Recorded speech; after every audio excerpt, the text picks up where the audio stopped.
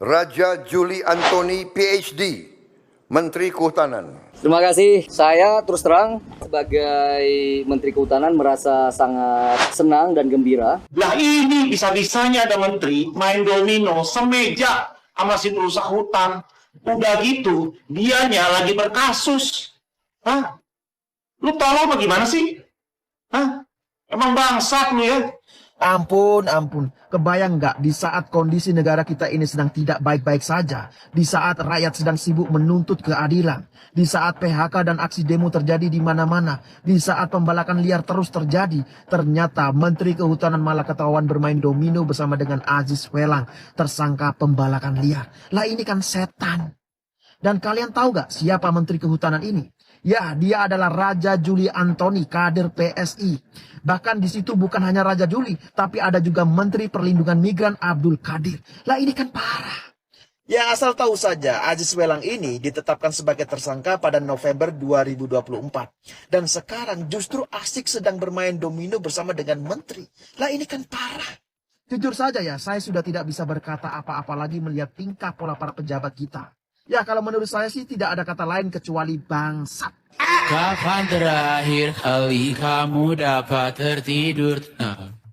Wow, yes, Raja Juli Antoni, Menteri Kehutanan dan juga Sekjen dari Partai Gajah ditemukan tengah asik bermain domino dengan beberapa tokoh. Main dominonya sih nggak ada masalah, tapi yang jadi pertanyaan, kok bisa ya seorang menteri memiliki kedekatan khusus dengan seseorang, tepatnya Aziz Welang yang menjadi tersangka kasus pembalakan liar. Ada apa nih di balik pertemuan tersebut? Apa jangan-jangan ada udang di balik bakwan? Gue menduga seperti ada deal-dealan nih. Iya kan udah menjadi rahasia umum. Sekarang kalau tiba-tiba pejabat negara bertemu dengan seseorang yang memiliki kasus, itu ujung-ujungnya ada sesuatu. Ya kita lihat aja lah kelanjutannya seperti apa dan bagaimana. Gue pengen tahu klarifikasinya si Raja Juli ini seperti apa dan bagaimana. Ya memang pertemuan itu terlihat simpel ya, tetapi ingat ya, di tengah situasi kondisi seperti saat ini, jangan menuai sesuatu yang menjadi kontroversi. Raja Juli makanya pakai otak ya. Nah, dalam konteks memaksimalkan peran hutan tersebut, pada hari ini saya akan menerbitkan surat keputusan menteri untuk mencabut izin PBPH, perizinan berusaha PBPH, perizinan berusaha PBPH, perizinan berusaha PBPH, perizinan berusaha PBPH, perizinan berusaha penguasaan hutan. Apa kepanjangan BPH ini banyak singkatan kalau di negara kita ini. Nah, perizinan berusaha pemanfaatan hutan (PBPH). Saya usul agar diadukan evaluasi lagi terhadap kabinet yang tidak profesional. Banyak yang tidak kapabel, banyak yang tidak jelas apa kerjanya. Bahkan banyak yang tidak ngerti. Yang diomongkan itu sesuai dengan tugasnya apa tidak. Dan lebih dari itu banyak yang bermasalah secara hukum. Nah itu aja dibersihkan. Reshuffle kalau mau semuanya bagus. Kalau enggak ya yang sudah muncul namanya di tengah-tengah masyarakat sebagai orang bermasalah itu kan banyak. Lalu gantinya? Ya dia sendiri itu urusan presiden. Kita tidak bisa ikut campur urusan presiden mengangkat siapa, mengangkat itu sepenuhnya wewenang presiden. Tapi rakyat seperti kita berhak agar kita memiliki pemimpin yang baik dan bersih. Ini menjadi pembangun solidaritas, pembangun kepedulian. Yang ketiga, ini pemberi kekuatan mental, kekuatan spiritual. Yang keempat, ini menjadi perekat dan penjaga kerukunan sosial. Lalu, yang kelima, dia menjadi pendorong untuk kemajuan. Ini beberapa hal yang bisa menjadi rujukan. Nah, dalam konteks kita saat ini yang menurut saya sangat mendasar adalah bagaimana kompas moral ini itu jadi pegangan buat sekalian ketika sering mengambil keputusan itu dengan mempertimbangkan kanan kiri aja Pak. Kalau dalam diagram yang saya sering buat, saya buat diagram itu X sama Y. Yang vertikal itu nilai, dan di sini peran agama Pak. Lalu sumbu Y itu baik dan buruk Pak, untung dan rugi, manfaat dan mudarat. Ini benar salah. Nah, selama beberapa waktu ini kita sering menyaksikan bahwa pengambilan keputusan di berbagai sektor, bukan hanya di pemerintahan saja, di berbagai sektor dan di berbagai jenjang hanya memikirkan tentang manfaat dan mudarat, tanpa memikirkan tentang benar dan salah. Nah, furqon itu dari agama Pak. Menurut saya peran itulah yang sekarang makin hari makin dibutuhkan.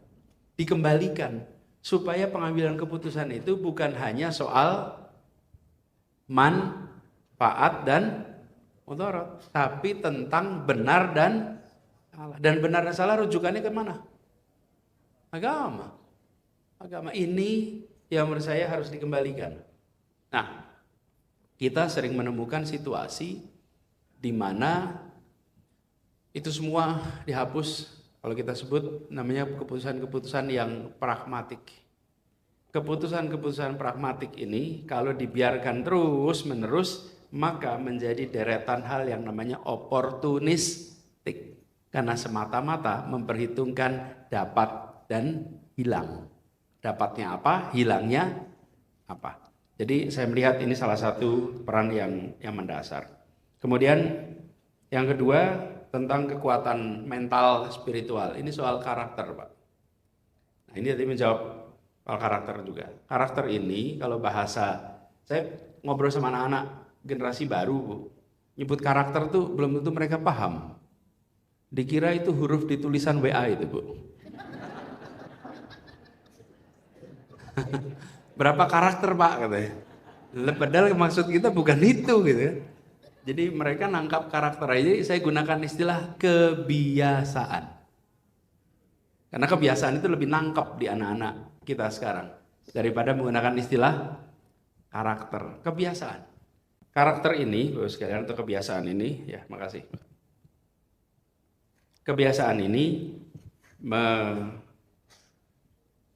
membutuhkan rujukan, kebiasaan-kebiasaan apa saja yang harus dimunculkan.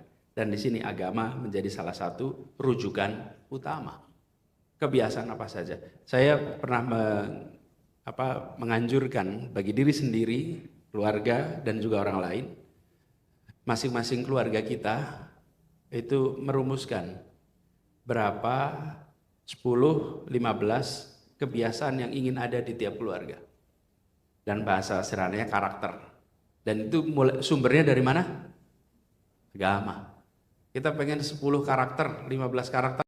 Halo teman-teman, berjumpa bersama saya di Politik Dangi. Teman-teman, kalau kita melihat bagaimana beberapa waktu lalu ya kader partai PSI ini, yaitu bahkan sekjennya ya, Menteri Kehutanan juga, Juli Raja Antoni ini ketahuan ya bermain domino bersama tersangka. Ya, ini seorang tersangka yang belum ditahan juga, teman-teman. Tersangka perusakan hutan ya. Padahal Pak Juli ini kan Menteri Kehutanan, main domino bersama tersangka, teman-teman. Dan inilah bobroknya kader-kader Partai Gajah ini ya. Bagaimana Juli Antoni akhirnya sibuk klarifikasi ya.